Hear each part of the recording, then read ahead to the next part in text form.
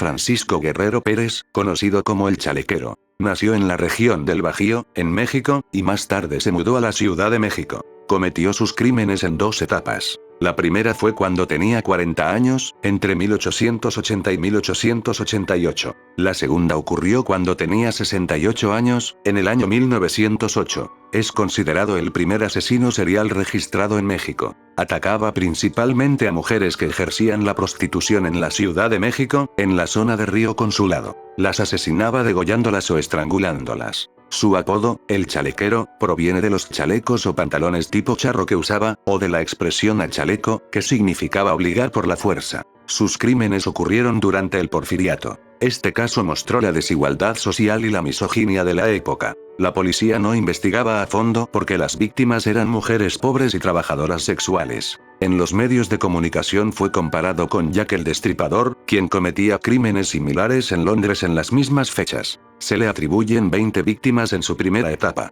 Después de salir de prisión por un error administrativo, asesinó a una anciana. Murió en la prisión del Palacio de Lecumberri, antes de que pudiera ser ejecutado.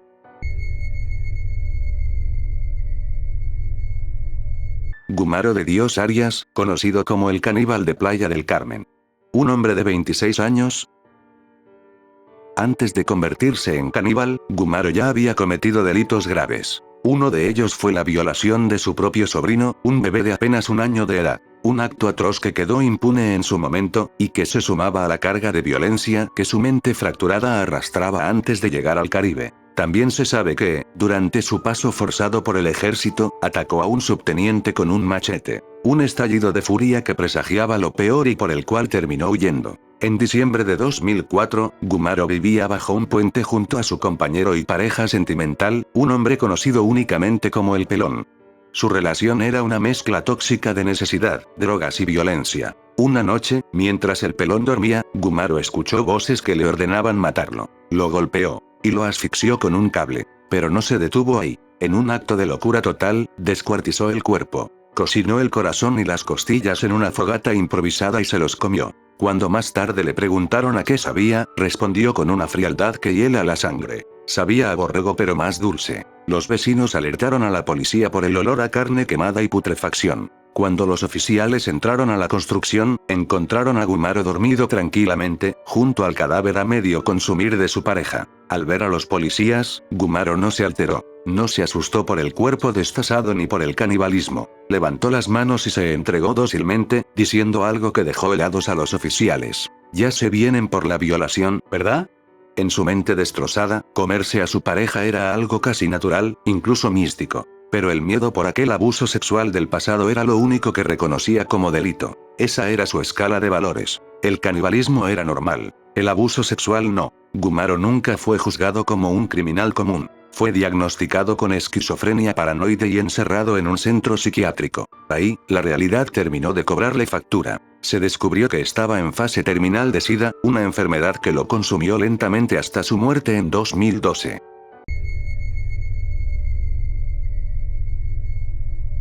Raúl Osiel Marroquín Reyes, el sádico, un joven de 25 años originario de Tampico, Tamaulipas. Raúl era un exmilitar, un sargento primero que había desertado del ejército. Raúl buscaba hombres homosexuales en bares, los seducía con su carisma y los invitaba a su departamento o a hoteles. Lo que sus víctimas pensaban que sería un encuentro romántico, se convertía en su peor pesadilla. Junto a su cómplice, Juan Enrique Madrid, Raúl sometía a los hombres apenas cruzaban la puerta. Pero el secuestro no era solo por dinero, era por poder. Raúl aplicaba una técnica de tortura psicológica y física brutal. Los asfixiaba hasta que perdían el conocimiento, esperaba a que despertaran, les daba unos segundos de aire y esperanza, y volvía a asfixiarlos. Repetía este ciclo una y otra vez. A una de sus víctimas, Jonathan Raso, lo mantuvo secuestrado durante más de 2 semanas. Desollando su voluntad poco a poco. Incluso después de que las familias pagaban el rescate, Raúl los asesinaba. Para él, eran desechables. Para deshacerse de los cuerpos, metía los cadáveres en maletas deportivas y los abandonaba cerca de las estaciones del metro Chabacano y Asturias. En un intento para despistar a la policía y culpar a sectas, llegó a tallar con una navaja un pentagrama en la piel de una de sus víctimas, demostrando que para él, todo era un juego estratégico. Fue capturado en enero de 2006, no por un error en sus crímenes, sino por rastrear las tarjetas de sus víctimas. En sus declaraciones se mostraba con una sonrisa tranquila y sin un gramo de arrepentimiento. Raúl Ociel miró a los periodistas y soltó una de las frases más infames en la historia criminal de México: "No me arrepiento. De hecho, le hice un bien a la sociedad, pues esa gente hace daño a la infancia". Incluso llegó a jactarse de que, al matar a sus víctimas, estaba evitando la propagación del VIH. Raúl Ociel Marroquín fue condenado a casi 300 años de prisión. Hoy sigue encerrado, pero su caso permanece en este nivel del iceberg como un recordatorio brutal de los crímenes de odio. El sádico no mataba solo por dinero, mataba porque creía tener la autoridad moral para limpiar el mundo, convirtiendo su intolerancia en una máquina de muerte perfecta.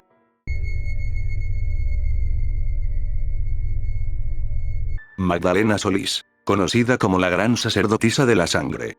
Año 1963. Hierba Buena, Tamaulipas. Todo comenzó como una estafa. Los hermanos Santos y Cayetano Hernández llegaron al pueblo prometiendo tesoros, presentándose como profetas de dioses incas. Pero para que su mentira fuera creíble necesitaban una figura divina. Contrataron a una trabajadora sexual de clase baja llamada Magdalena Solís, para que interpretara el papel de una diosa reencarnada. El plan era simple: engañar, cobrar y huir. Pero algo se rompió en la mente de Magdalena. Entre el consumo constante de peyote, marihuana, y la adoración ciega de los campesinos, ella dejó de actuar. Desarrolló un cuadro psicótico con delirios religiosos, conocido como psicosis teológica. Magdalena se convenció de que realmente era la reencarnación de la diosa azteca Coatlicue, la madre de los dioses. Una deidad que exige sangre para mantener el equilibrio del universo. Tomó el control total de la secta. Desplazó a los hermanos Hernández. E instauró un régimen de terror basado en una sola premisa: la sangre es el único alimento de los dioses.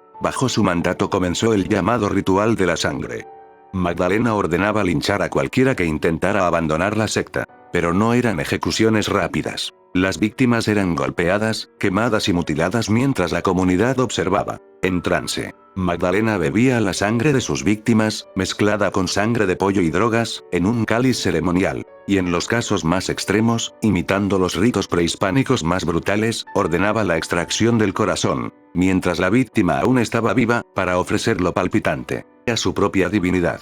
La impunidad terminó por un acto de soberbia. Un niño de 14 años, Sebastián Guerrero, presenció uno de los rituales en una cueva y corrió a avisar a la policía. El oficial Luis Martínez acudió a investigar, pensando que se trataba de simples revoltosos. Fue un error fatal. Los sectarios, bajo órdenes directas de Magdalena, capturaron al policía y al niño. Ambos fueron asesinados. Al oficial Martínez le arrancaron el corazón, convirtiéndolo en una ofrenda más para la gran sacerdotisa. La desaparición de un agente del Estado fue lo que finalmente provocó la intervención del ejército. Cuando las autoridades tomaron Hierba Buena, encontraron cuerpos descuartizados, cuevas rituales y frascos con restos humanos. Magdalena Solís fue condenada oficialmente por 2 homicidios, el del policía Luis Martínez y el del menor Sebastián Guerrero. Sin embargo, testimonios de miembros del culto y los restos hallados en la zona apuntan a un número mayor de víctimas, estimado entre 8 y 12 personas, muchas de ellas nunca identificadas.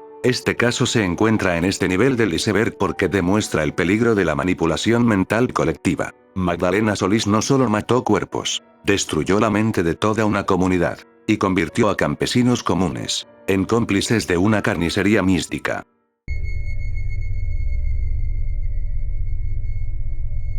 Gregorio Cárdenas Hernández. El estrangulador de Tacuba. Ciudad de México, 1942. En una vecindad del barrio de Tacuba, comenzaron a desaparecer jóvenes mujeres sin que nadie entendiera por qué. El responsable no era un criminal común, era un hombre educado, inteligente y aparentemente normal. Gregorio Cárdenas Hernández, estudiante de química en la UNAM, un joven culto, reservado, y uno de los asesinos más perturbadores en la historia de México. Goyo no atacaba al azar. Buscaba mujeres jóvenes, muchas de ellas trabajadoras sexuales, a quienes invitaba a su casa con la promesa de compañía o ayuda económica. Una vez dentro, el patrón se repetía: una discusión mínima, un pretexto cualquiera, y entonces, sus manos alrededor del cuello de la víctima. No usaba armas, no gritaba, estrangulaba lentamente, hasta que el cuerpo dejaba de moverse. Entre 1942 y 1946, Gregorio asesinó al menos a 4 mujeres, aunque algunos investigadores sospechan que el número real pudo haber sido mayor.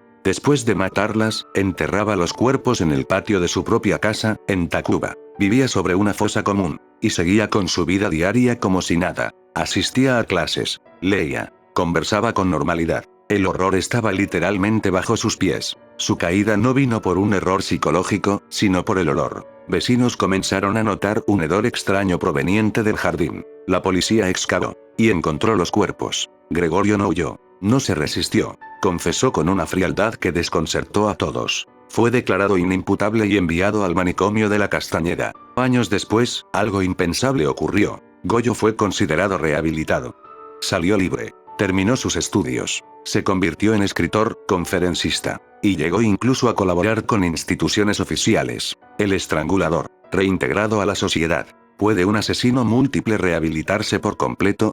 Gregorio Cárdenas no fue un monstruo impulsivo. Fue un hombre racional, que mató en silencio. Y luego volvió a caminar entre todos nosotros.